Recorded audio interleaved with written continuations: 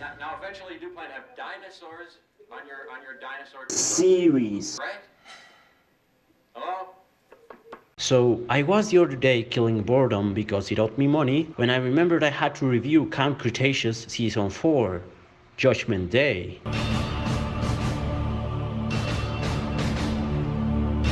So head on, we start Season 4, Episode 1. So everyone's happy, everyone's chilling, everyone's having a great time until they hear the noises we heard at the ending of Season 3.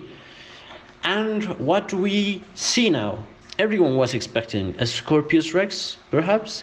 A baby Spinosaurus? No, it was a Compsognathus that God knows how it got in there.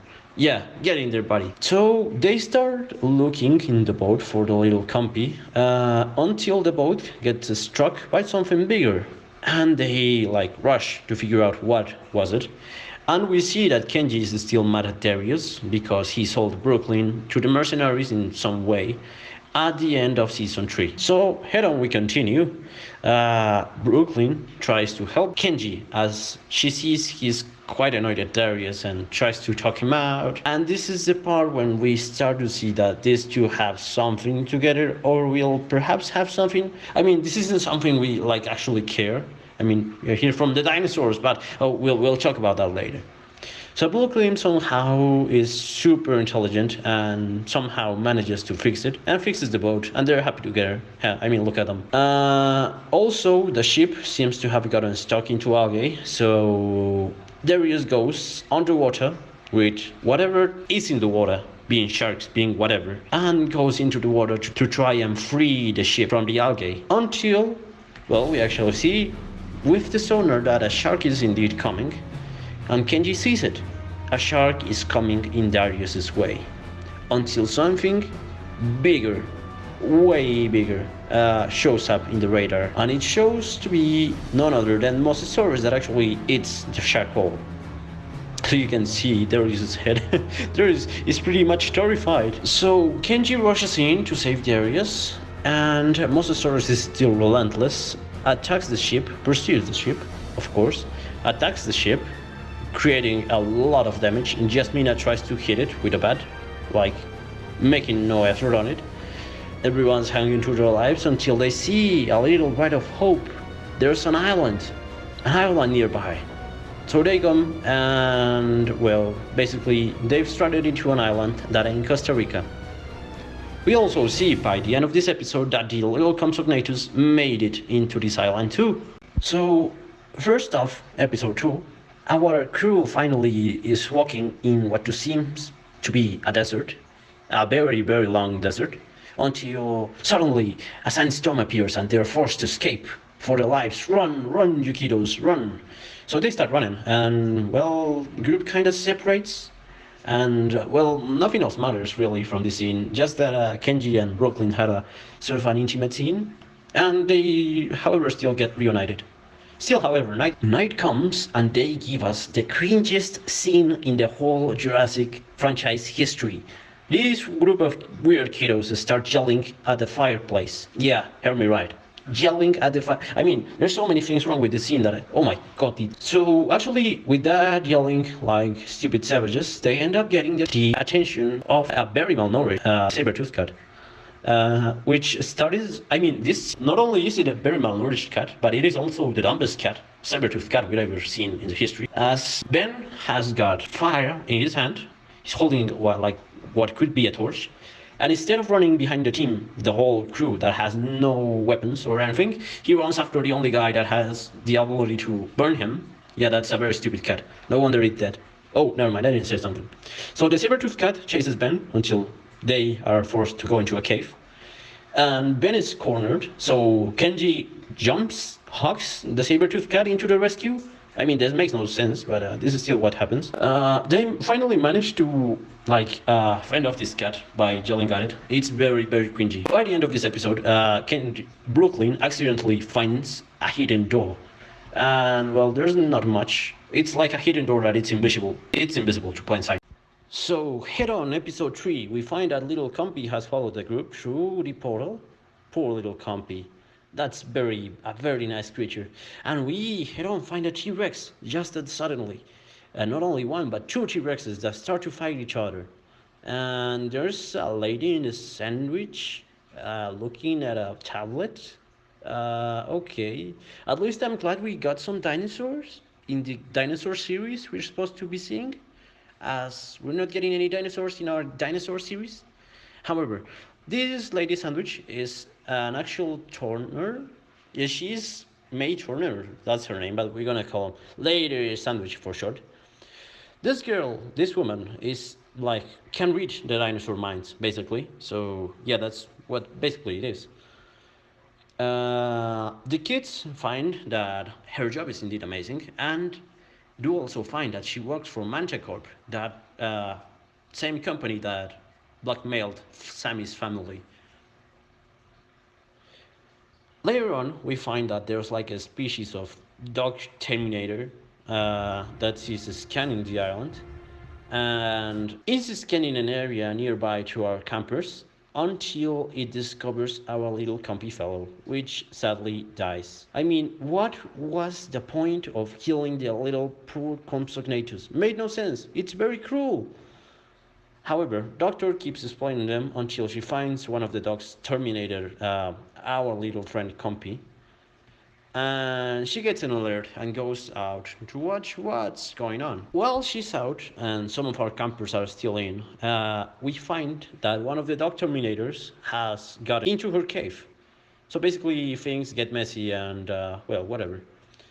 So Lady Sandwich went with Sammy and Darius to find the two T-Rexes that are actually mother and child, feeding on, well, the feeding platform, and they find that they are being quite aggressive and fighting each other. While the other team at the base has been found by the dog Terminator, that is actually called a Brad. Yeah, B-R-A-D, a Brad. Yeah, call them whatever. I mean, dog Terminator, Dogminator. Yeah, sounds better for me. So he found Jasmina and Ben, but is quickly terminated by Kenji. Then Lady Sandwich and the other two kids find the T-Rexes fighting, and they try to figure out what happened until, well, they tell another dog Terminator to send them both to sleep, basically. So this episode starts in a very, very interesting way, as we've seen more dinosaurs now. No more feelings, no more humans, no more dog terminators, dinosaurs. And we see not only Indominus Rex, we see Jasmine in the forest meeting Indominus Rex. Yeah, of course, very nice. However, she finds herself very intrigued and scared and whatever else. She's being chased by Indominus Rex. Then she finds Scorpius Rex.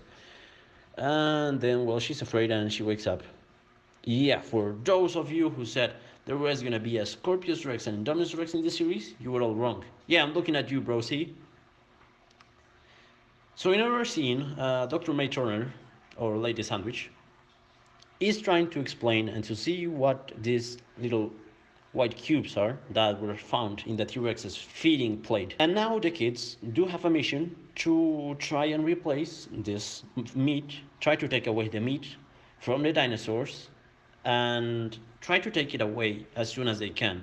I mean, this is pretty much a stupid idea, as if by whatever reasons one of the T-Rexes has been like finding a smell of meat, they will literally lead to one of the children holding a stick, but whatever.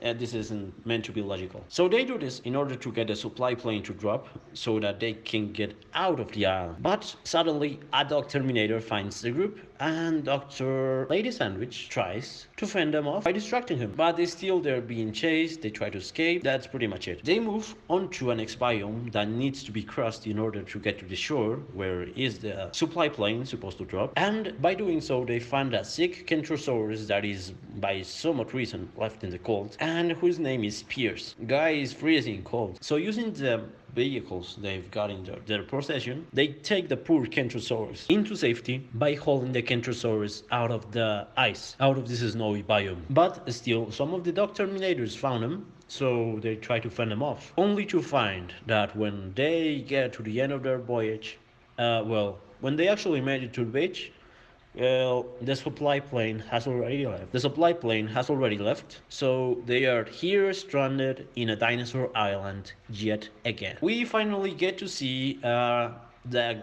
guy that's behind the dog terminators that are not very mentally acceptable, and neither is the guy. So if you see any failures on these robots, well, this guy is the main responsible for that.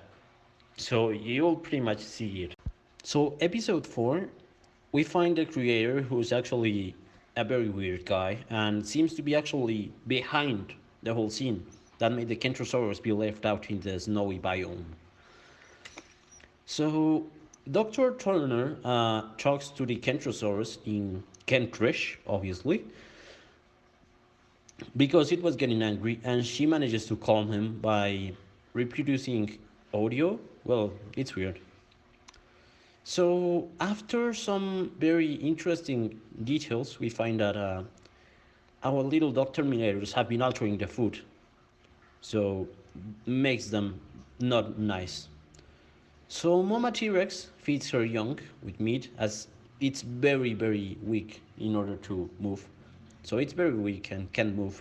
It's a very heartbreaking scene. So Robodog and this little nerd that I don't yet know uh, get into Lady Sandwich Cave, basically, and start seeking for something until Mr. Nerd finds a little book, which he takes. We find out that Sammy kinda knows this nerd, and his name is Cash. We also learn that Cash is the one who blackmails Sammy's family, and then after Lady Sandwich finds out that Cash was in her cave, she seeks out to confront him with a not very good ending, as she kinda sends velociraptors on her, and well, then she presumably is dead. So head on, we have a very terrifying view, as we've got an army of Terminator dogs. Luckily though, they're all inactive, and for what I can see, one of the Terminator dogs kinda recruits the T-Rex motor. It was very weird, to say the least, but Cash uses some kind of drones to like lead the T-Rex the way it wants. So the T-Rex gets very angry and kind of jumps into the Robodog, tossing him like lots of feet away and breaking him basically. So they also find out that Cash has got a device. The group finds out. So they try to steal his cell phone while he's kinda angry at technology for the 10th time. We see that Lady Sandwich is getting better, hopefully, and she's getting better over time. We see that Cash is gonna be forcing the creatures to fight. The little Kentrosaurus that was found in the snow and the mother T-Rex. They were gonna be like forced to find each other. We also see that Jazz is pretty much terrified, and she's very terrified. So the fight begins, and well, let's say our little Kentrosaurus dude is having a hell of a time. So the group, in order to distract Cash, kind of blew another facility where all the Robo Terminator's dogs were, in order to call Cash's attention, so that Darius is gonna be able to sneak into Cash's lab and stop the fight between the Kentrosaurus and the T-Rex, which he does, even though little Kentrosaurus is having a hell of a time. So they start a fight, and Darius kind of figures out how to stop the fight, but still he kinda gets into trouble as Cash gets where he is and well finds him. But he actually got enough time to make a call, so he calls his brother, and now his brother is on his way to save his younger brother. So basically Cash's plan was to make dinosaurs fight each other, and after Darius says that it's a very stupid waste of money, as it is obvious for everyone else that's not a kid, or Cash, he stops the fight, and the poor Kentrosaurus is very torn out. It's poor guys, very weak. So they manage to stop the fight and take them both battlers out, but still Cash forces Darius to come with him. So now Cash takes Darius to Medbay in order to treat the Tyrannosaurus Rex, and presumably the Kentrosaurus too. In this scene, we see Darius trying to help the big T-Rex, and she kinda trusts him after he has taken good care of her and tried her to be comfortable, pulling out one of the spikes that our Kentrosaurus has put into our T-Rex. Whilst the other group stumbles into the desert biome again, the desert we saw at the beginning, and they find the Spinosaurus. Why did I say the Spinosaurus instead of a Spinosaurus? Because this bugger right here is the same one we saw in JP3. This annoying bugger, yeah, that's him. So as you've seen in Jurassic Park 3, this guy is as relentless as it gets. So it starts, going crazy at them. They try to flee, and they flee into a cave where, he's very, very angry. But they find our malnourished saber-toothed cat, who comes after them, and sadly finds its end in order to save the characters, of course. Because our Spino takes a very good bite at it and it dies. That's basically it. So our group finally escape from the desert biome and go into Med Bay also. And they do also find that Darius is in there. And Darius kinda managed to flee Cash for a moment. But they do agree to share intel to try a way to communicate. As they would think of it, and Darius would stay with Cash in order to try and get as much information as he could. So Darius decides to go on a walk until he is stopped by the new Dogminator. And it is none other than the Brad X, which not anymore does resemble a dog. It's more like a giant cockroach with a reptile head. So it's very terrifying and it's nearly indestructible.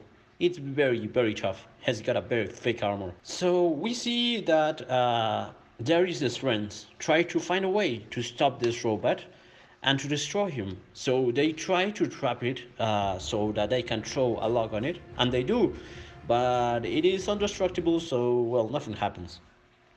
Darius had got the mission to clean up the Robodog parts that were scattered through the island, and he's cleaning until he finds that most of these have got a gas that can put the dinos into sleep.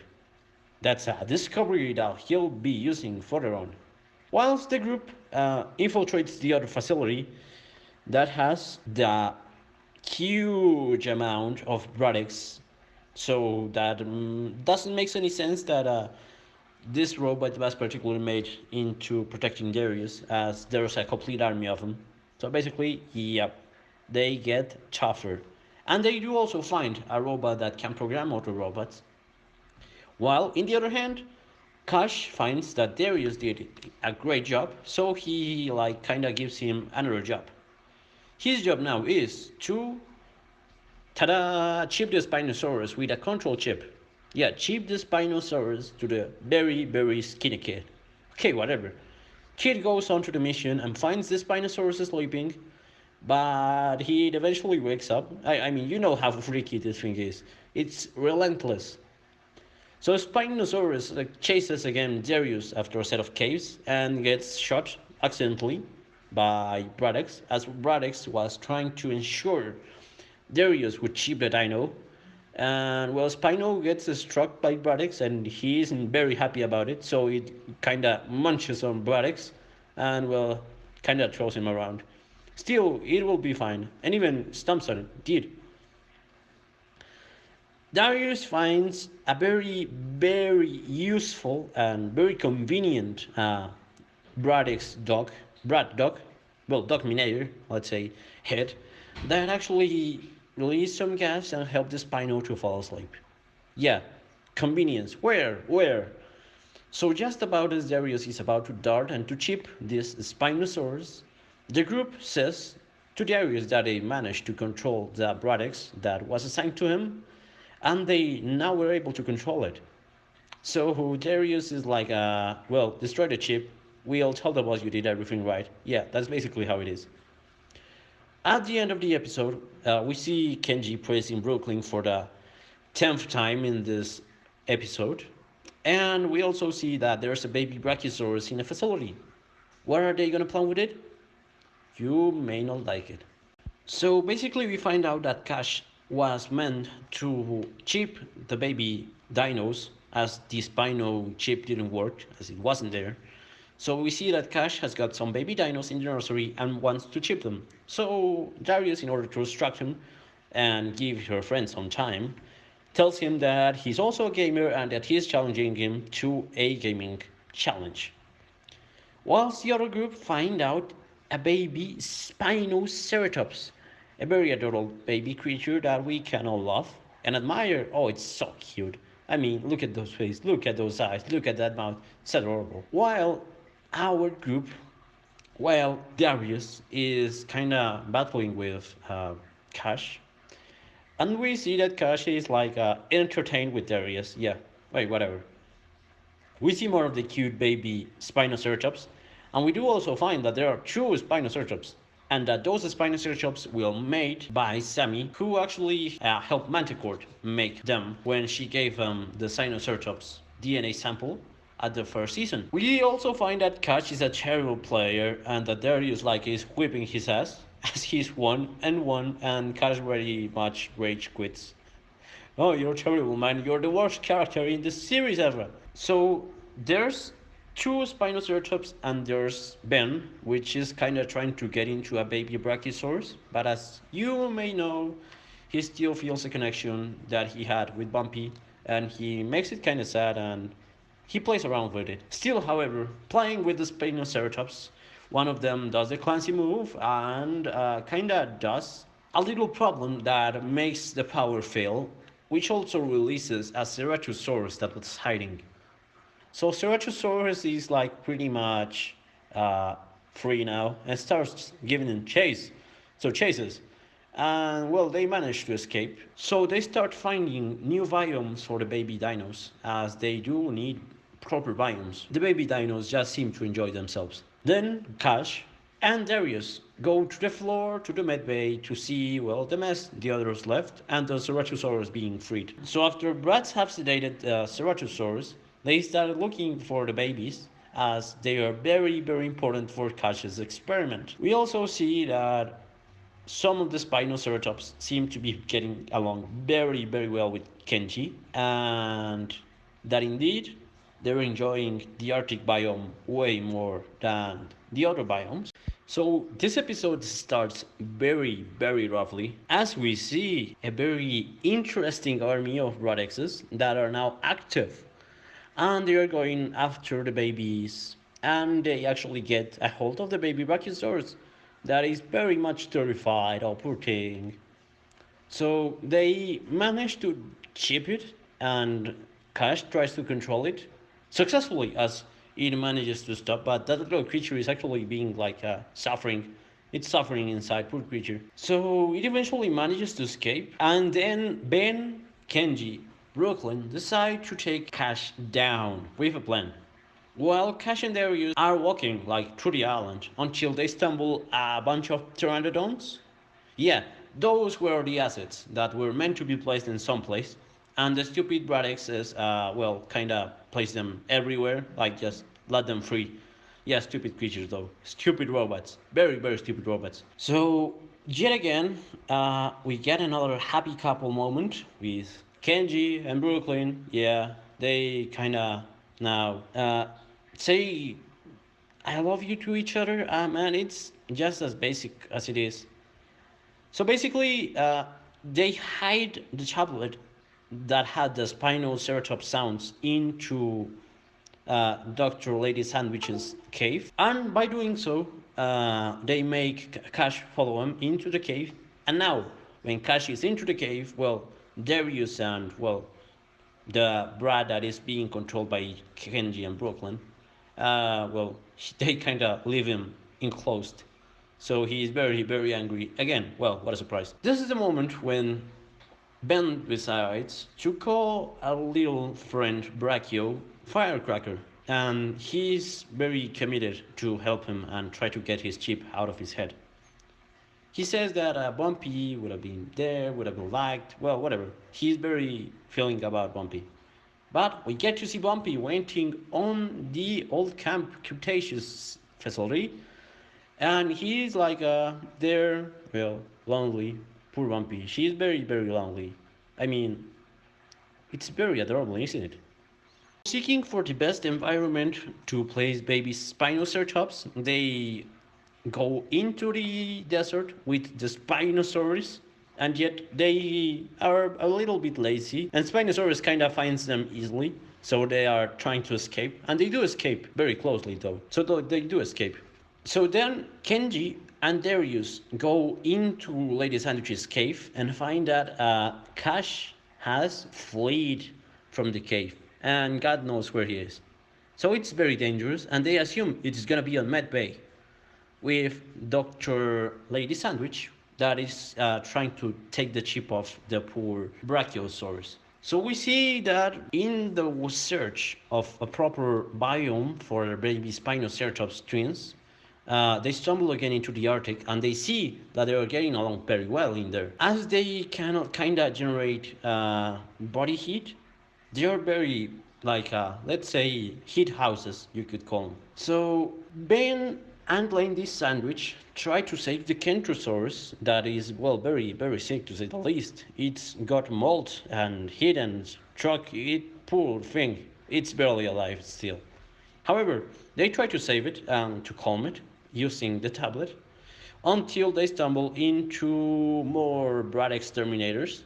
Yeah, I hate you so much, Robodogs. I hate you so much. So Kenji and Darius run into the new biome that has got a new asset. So let's say this is the most convenient moment in all of the Jurassic World Camp Cretaceous lore, as they are defending themselves with shields against Dilophosaurus. We got a great return of Dilophosaurus.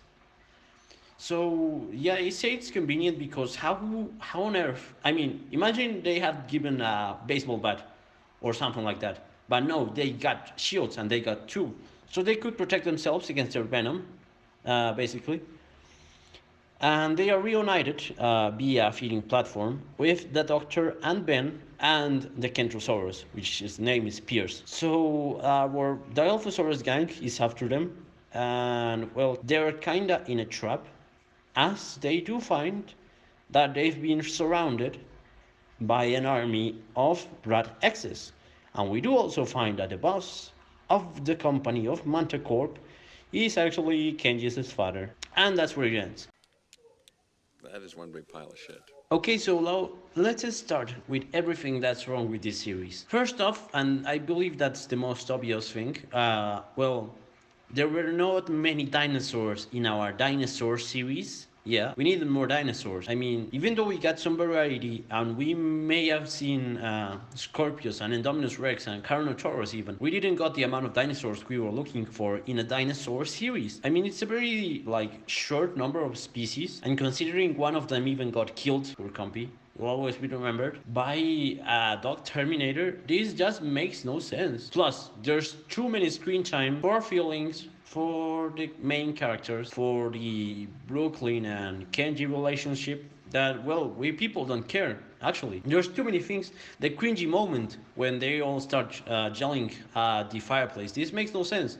I mean, why would they do that? Why on earth? What's the meaning of that? Why would they do such a thing? It's very cringy. It's just, it makes no sense, man. Also, the first Robo Dogs, the Terminator dogs, were poorly designed. I am a mechatronical engineering myself, and I do find very stupid that if you're creating a dog that is in a dinosaur island, you make its mainframe and its command center on its head that can be like destroyed by just hitting it with some minimum force. It's very weak, it's stupid. You wouldn't, I mean, you can see how stupid the creatures are, the robots are, but you see the idiot who made it, and well, you kind of understand. There's so many things wrong. I do hope that they do fix it on season 4, that they give like the characters less time on screen, because I mean, I know it's about the children, but we don't care about the children.